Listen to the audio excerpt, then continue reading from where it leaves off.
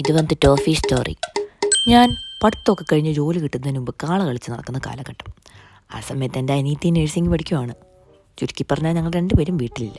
പെട്ടെന്നാണ് എൻ്റെ ഉത്തരവാദിത്ത ബോധം തെളിഞ്ഞതും എനിക്കൊരു ചിന്ത വന്നതും. ഞാനും അവളും വീട്ടിൽ നിന്ന് പോയാൽ അമ്മയ്ക്കോ ഉപ്പയ്ക്കോ ആരുണ്ട് കൂട്ട്? ഞാൻ ഒരുപാട് ആലോചിച്ചു. അപ്പോഴാണ് എനിക്ക് പെട്ടെന്ന് ഒരു ഐഡിയ കിട്ടിയത്. ഒരു പട്ടിയെ കുഞ്ഞിനെ വാങ്ങാം. അങ്ങനെ ഒരു അറ്റകൈ പ്രയോഗം എന്നോണം ഞാൻ ഇൻസ്റ്റാഗ്രാമിലൊരു സ്റ്റോറി ഇട്ടു. ഒരുപാട് പേര് അവിടെയുണ്ട് പട്ടി ഇവിടെയുണ്ട് പട്ടി എന്നൊക്കെ റിപ്ലൈ ചെയ്തു. പക്ഷേ ഇത് നമ്മൾ കോട്ടയത്ത് പോയി സ്വന്തമാക്കിയ നമ്മുടെ ടോഫി കുഞ്ഞിൻ്റെ കഥയാണ്. പക്ഷേ അത്ര എളുപ്പമല്ലായിരുന്നു കേട്ടോ. വീട്ടിൽ നിന്ന് കടുത്ത പ്രതിഷേധമായിരുന്നു, പ്രത്യേകിച്ച് അമ്മയുടെ ഭാഗത്തുനിന്ന്. ഇതിനെയൊക്കെ നമ്മൾ എങ്ങനെ മറികടന്നു? അമ്മയും ടോഫിയും ഇപ്പോഴെങ്ങനെയാണ്? അവരെങ്ങനെയായിരുന്നു എന്നൊക്കെ നമുക്ക് കാണണ്ടേ? ഇതാ ഇതൊരു ക്ലൂ മാത്രം. കഥ ഇതാ കിടക്കും. അമ്മ ഈ ഫോട്ടോ ഒന്ന് നോക്കമ്മേ. കോട്ടയത്തുണ്ട് ഒരു പട്ടിക്കുഞ്ഞ്. അമ്മ എന്തായാലും ഞാൻ പട്ടിനെ മേടിക്കുന്നുള്ള ഒരു കാര്യത്തിന് ഒരു സംശയമില്ല. ഞാനും അവള് കൊടുത്ത് പോയി കഴിഞ്ഞാൽ നിങ്ങൾ രണ്ടും ഒറ്റയ്ക്കല്ലേ? നിങ്ങൾക്കൊരു കൂട്ടൊക്കെ വേണ്ടേ? ഞാൻ അറിഞ്ഞില്ല എന്നൊന്നും ആരും പറയരുത് കേട്ടോ. പപ്പ ഞാനാണെങ്കിലേ ഒരു പേര് കണ്ടു വെച്ചിട്ടുണ്ട്, ടോഫി. എങ്ങനെ കേട്ടോ പപ്പ? നല്ല പേരുണ്ട്, ടോഫി. ടോഫി അടിപൊളി പേര്, സൂപ്പർ.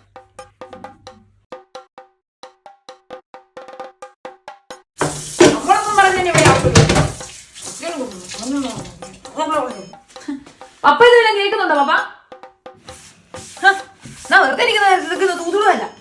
പട്ടീനെ ഇനി അത് കോട്ടയത്ത് പോയി മേടിച്ചോണ്ട് വരും. ഇവിടെ വേറെ ഒന്നും പറയത്തില്ല. ഇവിടെ 2 എണ്ണം ഉണ്ട്. അത് പോരാഞ്ഞിട്ട് ഇനി കാശ് കൊടുത്ത് വേറെ എണ്ണത്തിന്. പപ്പ ഇതിനൊന്നും പപ്പ ഒന്നും പറയുന്നില്ല. ഇതെല്ലാം കഴിഞ്ഞു വെച്ചു എന്നും പറഞ്ഞാലും ഞാൻ വല്ലതും പറയും. ഇവിടെ ആരും ഒരു സാധനം മേടിക്കണ്ട. എനിക്കൊക്കെ നോക്കാൻ കഴിയില്ല. എന്നെ പ്രതീക്ഷിച്ച് ആരും ഇവിടെ ഒന്നിനെയും മേടിച്ചോണ്ട് വരണ്ട. പപ്പായായിട്ട് സംസാരിച്ച് പപ്പ പോകാൻ റെഡി ആണെങ്കിൽ നിങ്ങൾ മേടിച്ചോ കേട്ടോ. എനിക്കറിയത്തില്ല, എനിക്കിതൊന്നും അറിയത്തില്ല. മാത്രം മതിയോ? ഇത് ജീവനുള്ള ജന്തുക്കളെല്ലാം ഇവിടെ കൊണ്ടിട്ട് 4 വെള്ളം കൊടുക്കട്ടെ. നീയൊക്കെ നോക്കും എല്ലാത്തിനും. ടോഫി പേര് വരെ കണ്ടു വെച്ചേക്കുവാ. ട്രോഫി ആയിരിക്കും. ഞങ്ങൾക്ക് ട്രോഫി കൊടുത്താന്ന് വെച്ച് പോകുമോ അവിടെ? 2 പേര് പോകുവാണ്. പപ്പയ്ക്ക് പിന്നെ ട്രോഫി ഇരിക്കട്ടെ എന്ന് മേടിക്കുന്നത് മാത്രമല്ല. ഇതെങ്ങനെ ഇതിനൊക്കെ നോക്കണമെന്ന് ഓർക്കൂടെ അറിയൊന്നും വേണ്ട. അപ്പനൊരു അക്ഷരം വേണ്ടിയിട്ടില്ല. അതിന്റെ അർത്ഥം എന്താണെന്നറിയാവോ? ഫുൾ റെസ്പോൺസിബിലിറ്റി എനിക്ക്. അല്ലെങ്കിൽ തന്നെ തെരുവുനായുടെ ശല്യം കൊണ്ട് ആർക്കും ഇറങ്ങാനല്ല. പുറത്തിറങ്ങിയ തന്നെ പട്ടിയിടാടി. ഇനി വീട്ടിൽ മാത്രം വർത്താനത്തിന് കുഴപ്പമുള്ളൂ. കണ്ട മറ്റേ പട്ടികൾ മുഴുവൻ ഇനി വീടിന്റെ ചുറ്റിലും നടക്കാൻ. ഇതൊക്കെ എല്ലാം ചിന്തിക്കുന്നുണ്ടോ? അങ്ങോട്ട് മേടിക്കാൻ അങ്ങ് തീരുമാനിച്ചു കഴിഞ്ഞാൽ പിന്നെ നമ്മളോടൊന്നും അഭിപ്രായം പോലും ഇല്ല. അങ്ങ് മേടിക്കുമെന്നങ്ങ് പറയിപ്പില്ല അങ്ങോട്ട്.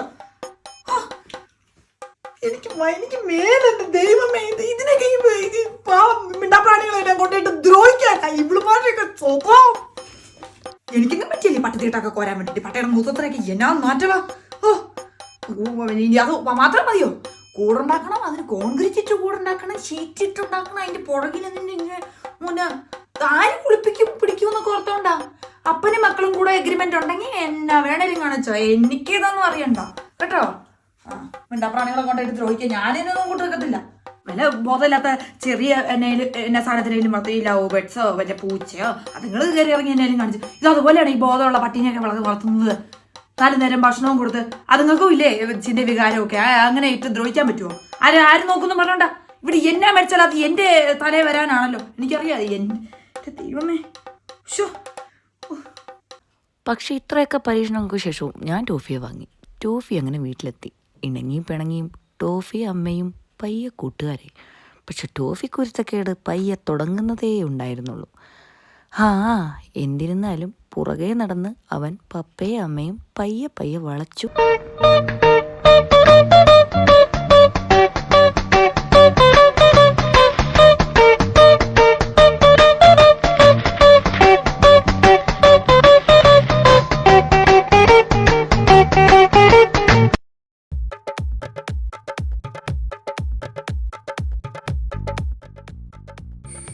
ടോഫി ടോഫി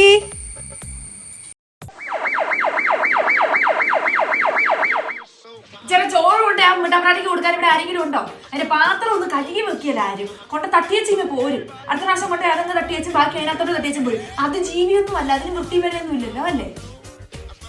ചോറെടുത്ത് വെക്കുന്നത് ആരെങ്കിലും കൊണ്ട് കൊടുത്തോണം കേട്ടോ പപ്പ. എന്റെ പപ്പ എത്ര നേരമായിട്ട് ടോഫി കിടന്ന് കരയുവാ. അവനൊന്നും ചെന്ന് നോക്കാത്തേ. ഇടിയും മിന്നലും ഉള്ള ഒരു വെടി അറിയാമല്ലേ? ആ ഇറയത്തൊന്ന് കയറ്റി കത്താ അതിന് ഞാൻ തന്നെ പോണം. എന്നെ അങ്ങോട്ട് എത്ര നേരിട്ടാ കരയോ പറയാം കരച്ച് കേട്ടോ അപ്പൊ വിഷമിച്ച് കരയോ അത് വിഷമിപ്പോളപ്പോൾ അങ്ങനെ കരയുന്നത്. അപ്പൊ അവനൊന്ന് നോക്കിച്ചു വന്നേ, അയച്ചു വിട്ടേക്കുമല്ലേ, അപ്പടി ഇരുട്ടാ പുറത്ത്. ഒന്ന് നോക്കിയേച്ചും വാ. അവനെ വലിയ ധൈര്യമുള്ള പട്ടിയൊന്നും അല്ല, പട്ടിയുടെ പേര് മാത്രമേ ഉള്ളൂ. ഒന്ന് നോക്കിച്ചും വാ. എവിടെയും പോയി വല്ല പാപ ചെയ്യുമ്പോ ഒക്കെ ഉള്ളതാ അപ്പുറത്ത് പോയിട്ടൊക്കെ. ഞാനിന്ന് വന്നപ്പോ ഇച്ചിരി ലേറ്റ് ആയി പോയത്. എന്റെ മറ്റേ മാർക്കറ്റ് വരുന്ന കയറി ഇച്ചിരി മത്തി ചെയ്ത് മേടിക്കാൻ. ടോഫിക്ക് മത്തി ഭയങ്കര ഇഷ്ടമാണ്. പിന്നെ അവനൊന്നുമില്ല, പിന്നെ വേറെ കഴിക്കാനൊന്നും. രാത്രി പിന്നെ നമ്മുടെ കൂടെ ചപ്പാത്തി കഴിച്ചോളും. ശരി, രാവിലെ ഉച്ചയ്ക്ക് എന്തെങ്കിലും ഇച്ചിരി നോൺ വെജ് ഇല്ലെങ്കിൽ എങ്ങനെ അവന് ഇഷ്ടമില്ല. അതുകൊണ്ട് ഇച്ചിരി മാർക്കറ്റിലൊക്കെ കയറി വന്നപ്പോൾ അപ്പടി ലേറ്റ് ആയിപ്പോയി. ഇല്ല, അവനുള്ള ഇങ്ങനെ വേവിച്ച് വെക്കും.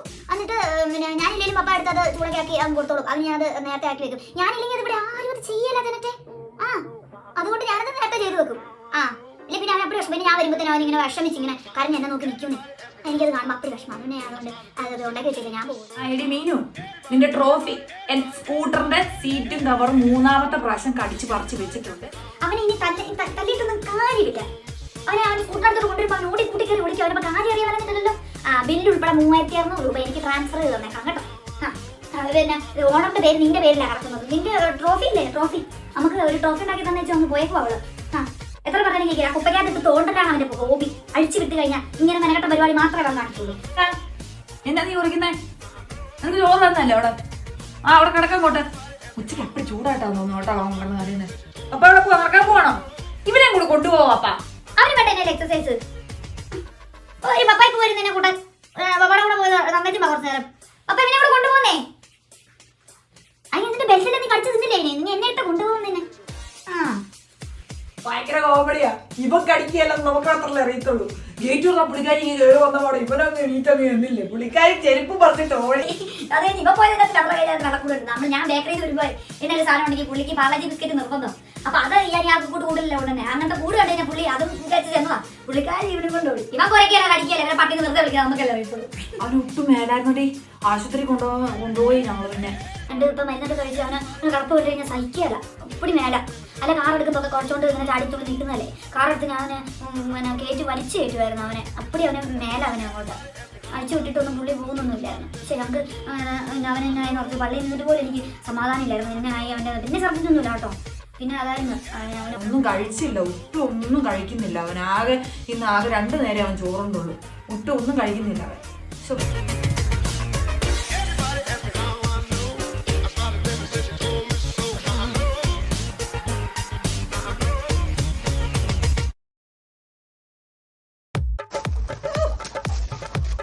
അങ്ങനെ ഒരു സന്തതി.